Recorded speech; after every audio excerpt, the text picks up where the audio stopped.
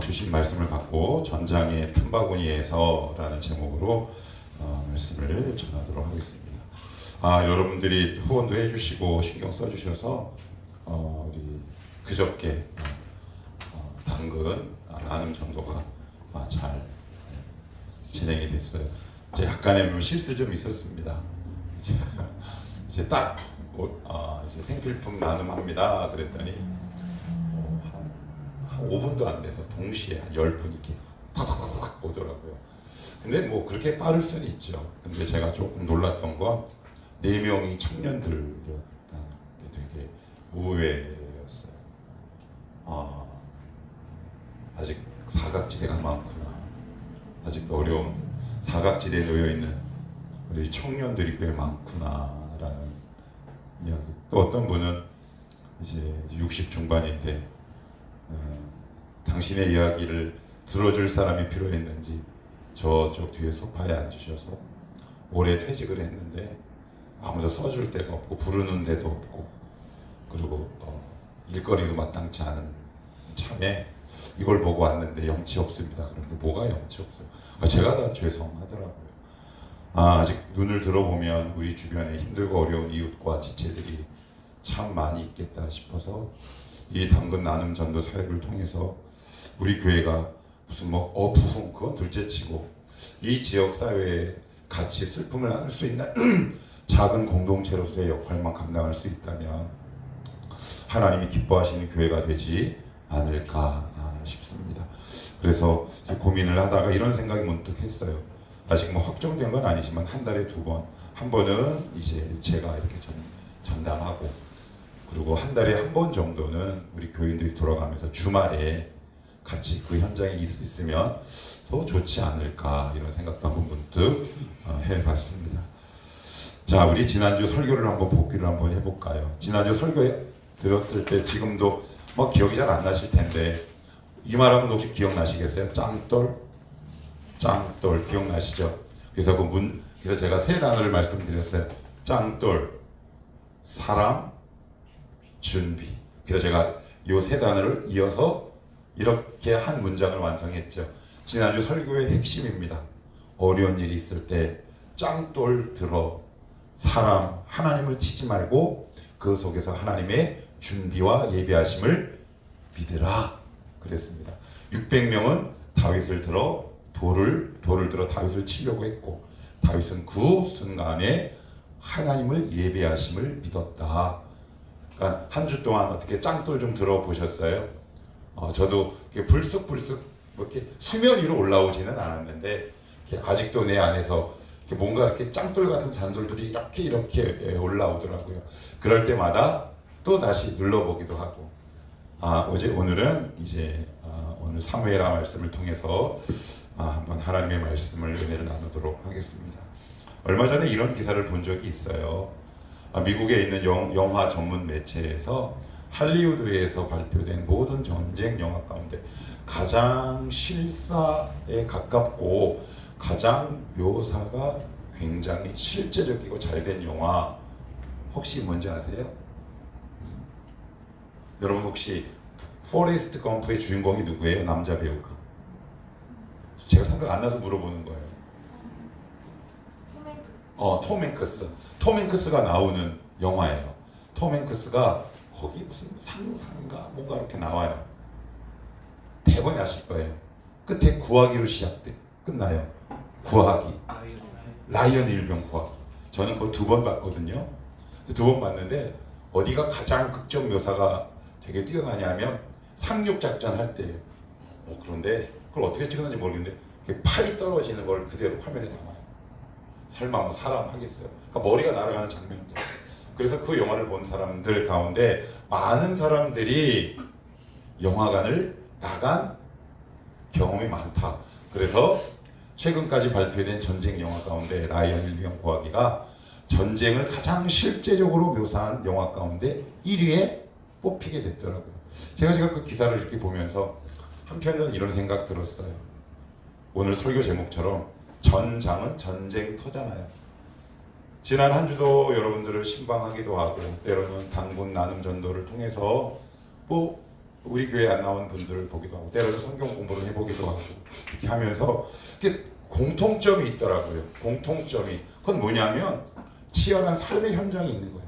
아, 이들은 체험 삶의 현장에서 살아가고 있구나. 마음의 여유가 없구나. 근데 그걸 향해서 누가 돌을 들겠어요? 너 왜 기도 안 해? 감히 그 현장 가운데 내가 가 있지 않다면 어떻게 우리가 그 사람을 향해 삿대질을 할 수 있겠습니까? 만약에 제가 정말 야근을 계속하고 몸에 파김치가 돼서 파절이가 돼서 이불에 탁 누웠는데 하나님 하면서 제가 잠이 들 수도 있을 것 같아요. 그죠? 예, 그게 결코 쉽지 않아요.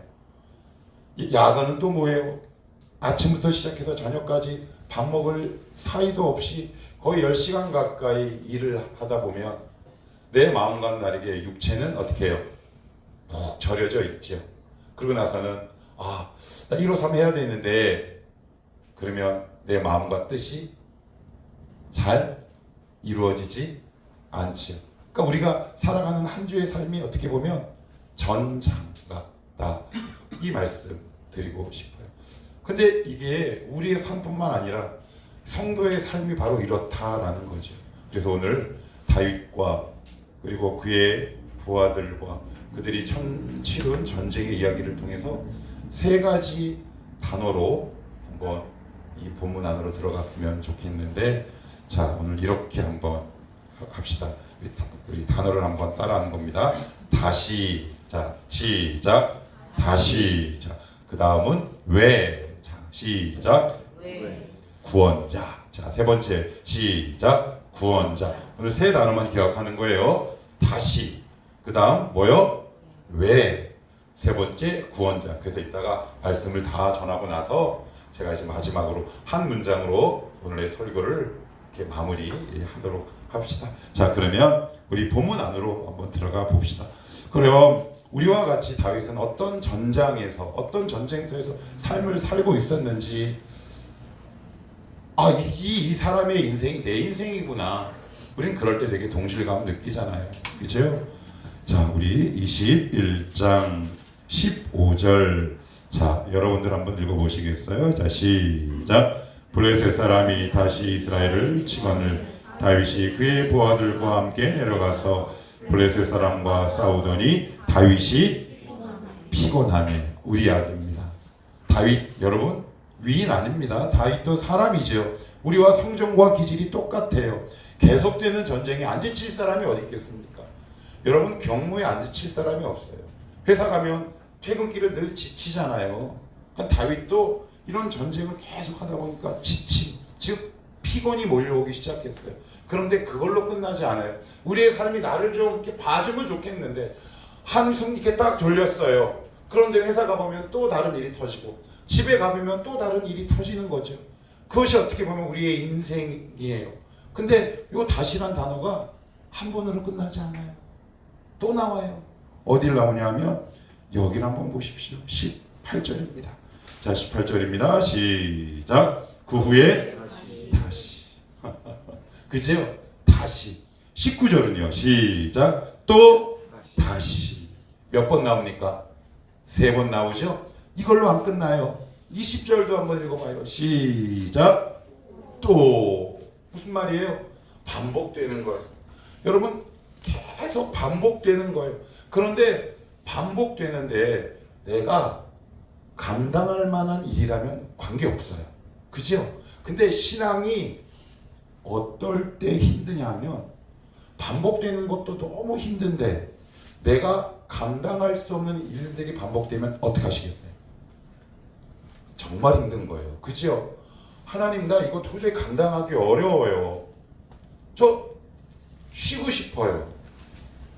저 신앙생활 조금 느슨하게 하면 안 돼요 라는 유혹과 욕심이 한 번도 안 들었던 사람 없어요.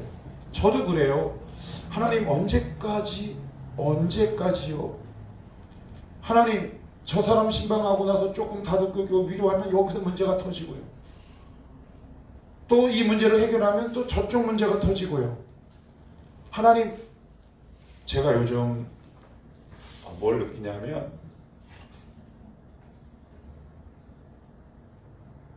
저의 한계를 참 많이 느껴요. 이게 무슨 얘기냐?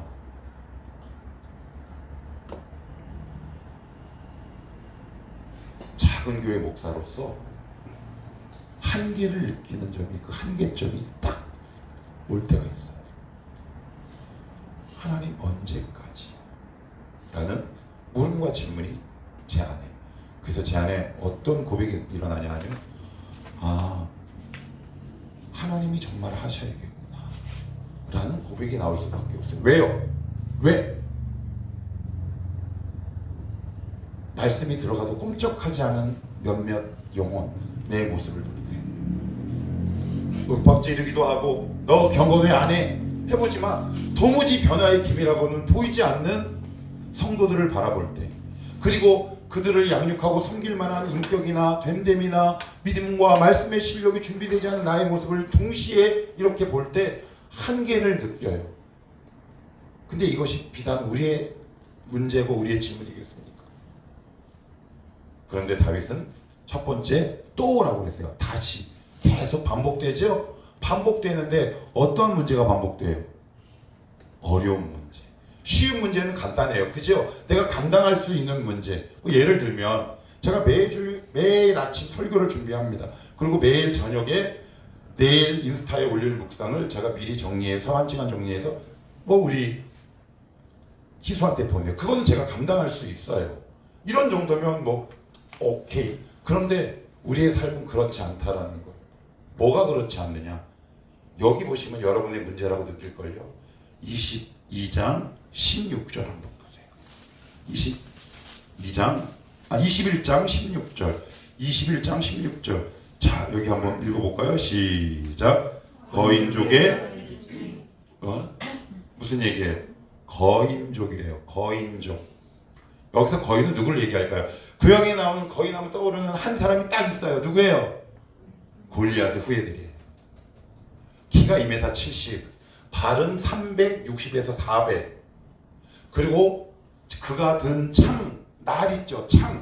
창은 날이 커요? 아니면 손잡이가 길고 커요? 손잡이가 날만 8kg. 날만 8kg에 8kg 못 들어요. 웬만한 여자들은. 그런데 여기 보면 거인이랍니다. 거인. 자, 그 다음에 또 보세요.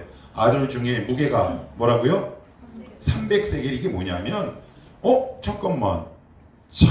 창인데 300세겔이면 3.4kg 정도예요. 그러면 들만하잖아요. 아니에요. 창 무게가 아니라 창에 꽂힌 날의 무게만. 그러면 창 무게를 다 포함하면 얼마나 될까요? 여러분 창을 머리에 한번 그려보세요. 어떤 거예요? 삼국지에서 창을 가장 능수능란하게 썼던 사람이 관우잖아요. 그 관우는 되게 창이 큰 건데 이 당시 고대 근동에는 이렇게 창이 크지 않아요. 약 8분의 1 정도밖에 안 된다고요. 그러면 어떻게 해요? 약 3.5 곱하기 8 하면 거의 30kg 가까이 되죠. 여러분 30kg 남자 듭니까? 쉽게 들기 어려워요. 그런데 저기서 오는 사람은 키가 이만한 사람의 무기는 자기가 갖고 있는 것보다 훨씬 큰 삶의 난제와 문제들이 여러분들 향해 저벅저벅 걸어옵니다. 그런데 이것이 한 번이 아니라 어떻게 해요? 반복. 여러분 어떻게 하시겠습니까? 근데 이거를 좀 더 구체적으로 묘사하는 한 단어와 문장이 있어요. 어디를 한번 볼 거냐면 여기를 한번 보시겠어요? 19절입니다. 20절 한번 볼게요. 20절. 자, 20절 시작. 또 가드에서 전쟁할 때 그곳에 키가 큰 자 하나는 손가락과 발가락이 각기 6개씩 모두 24개가 있는데 이게 무슨 말일까요? 제가 오늘 아침까지 하나님 이게 무슨 의미일까요? 그런데 아침에 이 말씀을 탈고를 하고 딱 하는데 이게 무슨 의미인지 알겠더라고요. 여러분 이게 무슨 얘기예요? 발이 6개라는 의미일까요? 아니에요. 비정상적인 거예요. 세상은 여러분들 향해 비정상적인 힘으로 다가오기 시작해요. 그냥 정상적인 게 아니라 비정상적이고 비상식 방법으로 여러분들을 스트레스를 주는 거예요. 예를 한번 들어보면 이거는 내가 생각하기도 이렇게 일을 처리하면 안 되는 거야. 근데 내가 감당하기는 어려워. 그러면 나는 거기서 어떤 일을 받느냐? 스트레스를 받죠. 이런 일들이 계속 우리 눈앞에 산적해 있는 거예요. 근데 이것이 성도의 삶이라고 얘기합니다. 어떻게 해요? 크고 비정상적인 일들이 한 번이 아니라 어떻게? 반복해요. 자, 그러면 여기서 어떻게 하면 될까요? 1번 골라봅시다. 모든 신앙생활을 정리하고 교회를 끊는다. 2번 끊으면 천국 못 갈 것 같으니 언저리만 발 언저리를 교회에 딱 놔두고 왔다 갔다 한다. 3번 안으로 확 들어온다. 이 중에 가장 많은 부류가 어디에 있을까요? 2번이죠. 그게 우리의 모습이에요. 이상하지 않아요? 그게 우리의 모습이에요. 무서움도 있고 두려움도 있어서 하나님을 떠나기는 그렇고, 근데 내 눈앞에 펼쳐지는 문제들은 내가 감당하기 어려운 일들이 계속 반복해서 이상하게 비상식적으로 내게 다가올 때 우리는 믿음의 싸움을 잠시 내려놓죠. 자, 그런데 하나님이 이 지점에서 우리에게 이렇게 말씀하고 있어요. 그걸 주목해 보자고요. 하나님은 어떻게 해요? 어떻게 하면 되냐고요? 예, 말씀에 이렇게 써 있어요. 여기 한번 보실까요? 자, 15절 다시 봅니다. 자, 시작. 블레셋 사람이 다시 이스라엘을 치건, 거기까지요. 블레셋이 어디를 쳐요? 이스라엘. 자, 그러면 여러분들의 이해를 돕기 위해서 이것을 약간 그림을 한번 이용해 볼게요. 여기 있는 여러분들 스피커가 이스라엘을 가정해 보는 겁니다. 그러면 이스라엘과 블레셋은 떨어져 있어요. 블레셋은 5가지 도시국가로 이루어져 있어요. 그 가운데 핵심이 어디냐면 가드라는 곳인데 저기서 이렇게 쳐들어오는 거예요. 그러면 블레셋과 이스라엘의 전쟁은 이스라엘 국경선 근처에서 일어났을까요? 아니면 블레셋 근처에서 일어났을까요? 이스라엘 국경선 근처에서 일어났겠죠. 왜요? 들어왔으니까. 자, 그러면 전쟁의 발발은 어디서부터 있었다?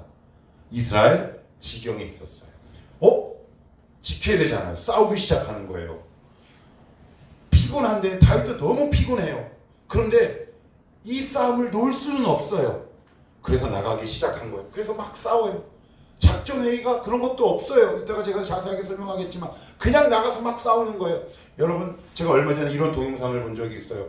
전쟁에서 가장 많이 소비되는 전쟁 무기가 뭔지 아세요? 총알이에요. 왜일까요? 여러분, 우리 영화 보면 이렇게 쏘잖아요. 그렇게 쏘는 건 200분의 1밖에 안 된대요. 나머지 199는 어떻게 쏘느냐? 이렇게 쏜다는 거예요. 이해가 되시죠? 왜? 고개를 딱 내는 순간 맞을 수 있으니까 너무 무서워서 고개를 푹 숙이고 총만 이렇게 들어서 이렇게 난사를 한대요. 그러니까 총알이 훨씬 더 낭비가 되는 거예요. 여러분, 아마 다윗도 이렇게 싸우지 않았을까요? 너무너무 힘들어요. 그런데 이렇게 싸우다 보니까 처음에는 여기서 일어났어요. 근처에서. 그 다음 한번 보시겠어요? 어디를 보시냐면 19절입니다. 18절입니다. 자, 시작. 그 후에 다시 블레셋 사람과 곱이 어딜까요? 쉽게 얘기할게요. 블레셋과 이스라엘 나라 사이의 중간쯤이에요. 어떻게 된 거예요? 어떻게 된 겁니까? 처음엔 여기서 시작했는데 점점 나도 모르게 총을 들고 막 이러고 싸우다 보니까 이게 형세가 점점 앞으로 가기 시작했어요. 근데 마지막 방점을 어디서 찍냐면 여기서 찍어요. 한번 보시겠습니까? 자, 여기를 보시냐, 어디를 보시냐면 여기를 한번 봅시다. 20절 시작. 또 가드에서 전쟁할 때 뭐예요? 처음은 어디서 시작해요? 이스라엘 국경. 그 다음은 이스라엘과 블레셋의 중간. 마지막은 어디요? 가드가 어디예요? 블레셋이에요. 아까 제가 핵심 되는 도시 국가가 어디라고 그랬어요? 가드. 블레셋의 수도와 같아요. 거기까지 간 거예요. 막 싸우다가 보니까 내가 총을 내려놓지 않고 믿음의 싸움을 내려놓지 않고 지금 내 있는 모습 그대로 몸부림치며 내가 걸어가는 그 순간에 가다 보니까 하나님이 나의 발걸음을 이렇게 인도하신 거예요. 오늘 우리가 읽었던, 우리가 불렀던 찬송가가 뭐예요? 나의 등 뒤에서, 나의 뒤에서 바람의 영향으로 나를 쭉 밀고 가시는 하나님의 역사가 내가 단순히 무기만 내려놓지 않았을 뿐인데 그 하나님의 은혜의 등 떠밀려서 내가 이스라엘에서 시작한 전쟁이 곧 지나서 가드까지 간 거예요. 여러분, 지금 어디에 계십니까? 여기서 시작하셨어요? 내가 이렇게 하는 신앙생활이 의미가 있나? 이건 아니지 않나? 라고 생각하세요? 자, 그러면 한번 봅시다. 여기서 무엇을 거쳐서 가요? 물 거쳐서 가죠. 여기서 중요한 게 있어요. 뭔지 아세요? 하나님은 한 번에 블레셋까지 쳐들어가게 하지 않으셨어요. 한 스텝 가게 하셨어요. 요셉에게 하나님이 어떻게 말씀하셨냐면, 요셉 이리 와, 너 있잖아, 총리 될 거야 라고 말씀하신 적이 한 번도 없어요. 어떻게 하느냐? 하나님의 음성, 하나님이 우리의 발걸음을 순종하실 때는 어떻게 순종을 시키시느냐? 순종하는 만큼 한 걸음 한 걸음 인도하세요. 그래서 저도 그렇고 사전에 동의를 구하지 않아서 이 자리를 통해 갑자기 얘기해서 미안하지만 우리 채미도 그렇고 채미와 이진성의 공통점이 있어요. 뭘까요? 빨리 잘하고 싶었어요. 빨리 성숙하고 싶었어요. 그래서 청년회 때 저의 기도 제목은 뭐냐면, 하나님 한 번에 가게 해주세요. 그런데 제가 한 번에 간 적이 한 번도 없어요. 몇 번 무너졌을까요? 수도 없이 자빠졌어요. 그래서 겨우 여기까지 온 거예요. 좀 과장을 하면 한 수만 번 넘어지지 않았을까요? 여기서 여기까지 수만 번 넘어졌을 거예요. 그런데 저는 떠나지 않았어요. 그냥 걸어갔어요. 그래, 한번 끝까지 가보자. 그런데 가다 보니까 고비야. 가다 보니까 어디요? 가드까지 간 거예요. 하나님이 오늘도 우리의 발걸음을 이렇게 인도하세요. 만약 여러분들이 하나님을 감당할 수 없어요. 하나님 이거 어떻게 해야 되고 포기하고 싶은 그 순간에 여러분 너무 열심히 하지 않으셔도 됩니다. 단 무기는 내려놓지 마십시오. 그 전쟁터를 떠나지 마십시오. 그러면 하나님이 여러분들의 발걸음을 뒤에서 쭉 밀고 가십니다. 쭉 밀고 가세요. 저는 완벽주의적 성향이 되게 강한 사람이에요. 제가 예전에 이 자리에 없는 성훈이에게 제가 이렇게 권면을 한 적이 있어요. 성훈아, 너랑 나랑 공통점이 있는데 뭔 줄 알아? 모르겠는데요 목사님. 너랑 나랑의 공통점이 있다. 완벽주의야. 너 네 실력을 마음껏 발휘하지 못할 것 같으면 아예 시작도 안 하잖아. 목사님이 그랬다? 맞대요. 때로는 완벽주의적 성향을 가진 사람들의 특징이 뭐냐면 한 걸음 한 걸음 가는 것에 만족 못해서 아예 시작조차 안 해버려요. 그런 분들 있어요 없어요? 있죠. 한 걸음씩이요? 에이, 그거 말도 안 되는 짓이에요. 저는 고속도로 타고 한 번에 쭉 가고 싶어요. 근데 그런 일은 없어요. 한 걸음씩 가세요. 한 번에 가드까지 인도하지 않으신다고요. 뭘 기억하자? 내려놓지 말자. 그 전쟁터를 떠나지 말자. 그래서 한 걸음씩 가시라고요. 한 걸음씩. 그러면 하나님이 어느덧 이 응답의 자리로 우리를 인도하시고요. 그 문제를 해결하는 자리까지 우리를 인도하세요. 자, 그러면 두 번째 뭐가 있을까요? 그러면 블레셋은 왜 공격했을까요? 왜요? 자, 따라. 아까 제가 두 번째 단어 혹시 기억나세요? 왜? 그죠? 자, 따라 합시다. 이유가 없음. 예, 이유가 없어요. 굳이 이유가 되면 저와 여러분이 성도기 때문에 그래요. 그래서 믿지 않는 사람보다 훨씬 영적 공격이 심합니다. 훨씬 심해요. 여러분 이런 고민 안 해보셨어요? 쟤는 되게 순탄한데 난 왜 이렇게 힘들까? 당연합니다. 왜요? 사단은 물귀신이거든요. 여러분을 어떻게 해서든지 끌어내리고 싶은 강력한 사명을 갖고 이 땅에 존재하는 피조물이란 말이죠. 그러니 이유 없이 때로는 저기서 공격했다가, 때로는 여기서 공격했다가, 때로는 친척을 통해 공격했다가, 때로는 직장 문제, 때로는 나랑 가장 가까이 사랑하는 사람, 예상할 수도 없고요. 방향을 예측할 수도 없어요. 그래서 때로는 나에게 너무 힘들게 다가와요. 왜요? 왜? 이유가 없어요. 그래서 여러분 어려움 다가올 때 여기에 빠지시면 곤란해요. 뭐요? 하나님 왜요? 여기에 빠져 신앙이 머물지 않으셔야 합니다. 그래서 이유를 분석하는 사람들이 있어요. 그 대표적인 사람이 누구냐? 욥기의 대만 사람 엘리바스라는 욥의 친구예요. 한번 우리 찾아볼게요. 욥기 4장으로 한번 갑시다. 욥기 4장입니다. 욥기 4장으로 한번 갈게요. 욥기 4장 7절 8절. 욥기 4장 7절 8절. 구약성경 765페이지입니다. 같이 한번 읽어볼게요. 시작. 생각하여 보라. 죄 없이 망한 자가 누구 있는가? 정직한 자의 끊어짐이 어디 있는가? 내가 보건대 악을 밭갈고 독을 뿌리는 자는 그대로 거느나니. 이게 무슨 얘기예요? 욥이 왜 망했다는 거예요? 이 망한 이유가 뭐라는 거예요? 엘리바스가 분석한 결과가 뭐라는 거예요? 이 죄 때문이라는 거예요. 여러분, 교회에서 가장 많이 쉽게 접근하는 접근 방법이 있어요. 그건 뭐냐면, 제가 아침 기도회 때도 말씀드렸듯이 누가 잘 나가던 삶이, 사업이, 직장이 하루아침에 안 되면 우리 모두 다 어떻게 접근하냐면, 아, 제가 뭐 하나님께 잘못을 해서 이렇게 됐구나 라는 죄의 방정식을 갖고 누구에게 다가가요. 그래서 제가 그랬어요. 성도를 향해 다가가요. 그런데 그게 아니더라. 엘리바스는 대만 사람인데 지금의 에돔 지방이에요. 에돔 지방은 지혜와 현자가 많기로 유명한 동네예요. 이게 무슨 얘기예요? 하나님의 말씀에 정통한 사람이죠. 근데 그가 내린 결론이 뭐예요? 너 죄 때문에 망했어. 그런데 우리가 알다시피 욥이 특별한 죄가 있었습니까? 없었어요. 아, 있었다. 하나님을 경외하고 사랑하는 죄. 여러분, 그게 죄일까요? 우리의 삶에 브레이크가 걸릴 때가 있어요. 근데 여러분, 하나님 왜 그래요? 라는 질문에 우리의 모든 삶과 정신이 빠져 있으면 앞으로 갈 수 없어요. 여러분, 이 세상에는 이유를 알 수 없는 일들이 많아요, 적어요. 너무 많아요. 그래서 그리스도인들이 오해하지 말아야 되는데 이거예요. 성경은 이 세상의 모든 문제에 답을 주고 있어요. 그런데 답을 다 줘도 우리가 그걸 다 이해해요? 못해요. 모르는 게 너무 많아요. 그럴 때는 그냥 앞으로 계속 가시는 거예요. 하나님, 이유도 모르고 원인도 모르지만 제가 알아야 할 것은 있습니다. 오직 위에서 부르심의 상을 쫓아 앞에 있는 표대를 향해 제가 믿음의 길을 계속 가보겠습니다. 여러분, 혹시 지금 일어난 상황과 문제에 대해서 그것을 분석하고 쪼개십니까? 그러면 여러분, 그 분석한 그 파편이 내 영혼 가운데 남겨집니다.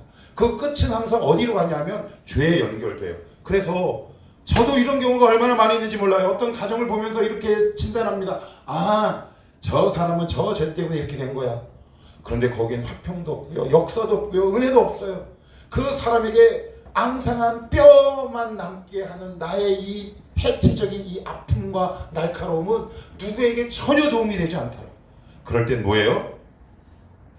그에게 살아갈 힘을 주는 거죠. 하나님은 역시 마찬가지예요. 너는 지금 이유가 중요한 게 아니라 살아갈 힘이 필요한 거야. 하나님, 왜 이렇게 힘들어요? 하나님이 알려줘도 다 몰라요. 만약에 이해할 수 없는 상황이 계속 이어지면 이렇게 기도하십시오. 하나님, 다 이해할 수 없지만 지금 저에게 필요한 것은 살아갈 힘입니다. 오늘 이 자리에 없는 성원이를 자꾸 인용해서 미안한데, 이 녀석이 갑자기 블로그에 뭐 이렇게 글을 썼다고 제 아내가 그러더라고요. 한번 들어가서 읽어보래. 딱 그랬더니 거기 내용을 간략하게 송해하면, 내가 나중에 저작권은 줄게, 성은아. 그건 내가 거기 이렇게 썼어요. 들어가서 한번 보세요. 오늘은 정말 큐티가 하기 싫었다. 정말 하기 싫었다. 말씀 보는 게 너무 괴롭고 짜증이 났다. 그래서 그냥 한번 끄적인다는 느낌으로 블로그에 들어가 봤는데 제목이 나의 시선을 끌었다. 이유가 아니라 살아갈 힘이라고. 그러면서 그 글을 읽고 이렇게 고백해요. 아, 나에게는 지금 분석이 아니라 힘이 없었구나. 그래서 저랑 통화했어요. 저랑 얘기하면서 제가 그 얘기를 했어요. 너 너무 힘들어서 그래. 그러니 이유는 중요하지 않아. 살아갈 힘이 필요해. 여러분, 문제 앞에서 이유가 필요합니까? 뭐가 더 필요합니까? 여러분이 살아갈 힘이 더 필요한 겁니다. 하나님, 오늘도 한 주간 살아갈 수 있는 힘을 오늘도 주일 예배 가운데 받고 가게 하옵소서. 이 말씀을 가지고 이 한 주를 살아낼 양식이 되게 하여 주시옵소서. 그것이 우리에게 더 필요하다라고 오늘 성경은 말하고 있어요. 다시 말씀을 드려요. 여러분, 이유와 원인은 다 모른다. 왜 다 모른다. 그러니 하나님, 오늘도 살아갈 힘을 주시옵소서. 마지막으로 짧게 한 가지만 더 보고 말씀을 마칠게요. 오늘 우리가 읽은 본문 가운데 보시면 22장으로 한번 가볼게요. 이렇게 나옵니다. 22장, 사무엘하 22장입니다. 여호와께서 다윗을 모든 원수의 손과 사울의 손에서 구원. 그러면서 1절로부터 4절까지 뭐라고 나오냐면 구원이란 표현이 총 5번이 나옵니다. 근데 이 시를 언제 썼냐면 1절, 여호와께서 다윗을 모든 원수의 손과 사울의 손에서 구원하신 날에. 이게 무슨 얘기예요? 그냥 그 전쟁터를 떠나지 않고 묵묵히 내 있는 그대로, 너무 잘 믿으려고 하지도 말고 그냥 내 모습 그대로, 내 수준대로, 내 실력대로 그 길을 계속 걸어가다 보니까 하나님이 내 눈앞에 펼쳐졌던 모든 원수 같은 상황들을 싹 다 없애셨다라고 고백하고 있는 거예요. 네, 여기서 중요한 게 있어요. 여러분, 시편 121편 1, 2절에 보시면 우리가 너무 잘 아는 시편 말씀이 있습니다. 내가 산을 향하여 눈을 들리라. 나의 도움이 어디서 올까? 근데 이상하지 않아요? 왜 산을 향해 눈을 들어요? 누구를 향해 눈을 들어야 돼요? 하나님. 무슨 말일까요? 산은 오늘도 우리 눈앞에 펼쳐져 있는 이해할 수 없는 상황들입니다. 그런데 그 산을 이렇게 보고 있자니 뭘 깨달은 겁니까? 아, 산을 만드신 분이 하나님이시구나. 산보다 높은 분이 하나님이시구나. 그래서 그 산의 봉우리를 뛰어넘어 그 산 위와 그 너머에 계시는 하나님과 나의 시선이 딱 맞은 거죠. 아, 하나님 감사합니다. 여러분 이해할 수 없으세요? 그럴 수 있어요. 거기에 여러분 허우적 될 수 있어요. 이 자리에 오래 있지 마시고 이 문제에 위해서 나를 구원하시는 하나님의 시선과 한번 맞춰보십시오. 그래서 여러분들, 하나님은 여러분들과 스토리를 써 내려가고 싶은 거예요. 무슨 스토리요? 하나님의 스토리. 아, 그때 맞아. 이 문제를 하나님이 나를 이렇게 해결하셨어. 그때 이렇게 해결하셨어. 이걸 이렇게 해결하셨어. 이것을 두 글자로 뭐라 그래요? 교회에서 간증이요. 아, 선율이 그때 이렇게 힘들었고, 아, 희수가 이렇게 힘들었고, 수민이가 이렇게 힘들었는데 저 녀석 믿음 포기하지 않고 그 있는 실력 그대로 앞을 걷다가 내가 이렇게 해결해 줬어, 수민아. 그 이야기를 같이 써내려가고 싶으신 거구나. 그게 바로 사무엘하 22장이라는 말이에요. 시편 121편입니다. 내가 산을 향하여 눈을 들리라. 원래는 그 다음 문맥이 뭐가 맞아요? 나의 도움이 어디서 올까? 산에게서로다. 이래야지 맞잖아요. 그런데 그 산을 보다 보니까 이유 없이 반복되는 힘든 문제를 계속 바라보다 보니까 그 위와 그 너머에 계신 창조주 하나님과 다윗의 시선이 딱 맞은 거죠. 여러분, 문제 가운데 그 전쟁터 떠나지 마십시오. 허우적거려도 괜찮습니다. 폼 잡지 마십시오. 거창하게 안 믿어도 돼요. 쩔뚝거리면서 믿어도 돼요. 다윗이 어떻게 됐어요? 가드왕 아기스 앞에서 어떻게 걷습니까? 어떻게 걸어요? 침을 질질 흘리고 어기적거리면. 그래서 떠났습니까? 그 앞에 계속 살았습니까? 살죠. 산이에요. 문제예요. 어려운 고난이에요. 그런데 다윗은 어기적거리면서도 그냥 이루고 갔어요. 하나님 오늘도 여러분들 그 자세와 태도를 보신다. 하나님 오늘도 나를 결국 구원하시고 이 문제를 해결하실 하나님께 나의 시선을 맞추게 하옵소서. 그 자리를 떠나지 않게 하시고 말씀도 함부로 내팽기지 않도록 도와주셔서 오늘도 이유 없이 반복되는 삶의 어려움 속에서 구원자인 하나님을 바라보게 하옵소서. 오늘 설교를 하는 자, 오늘도 이 하나님을 여러분들 한 주 내내 경험하게 되시기를 주님의 이름으로 축복합니다.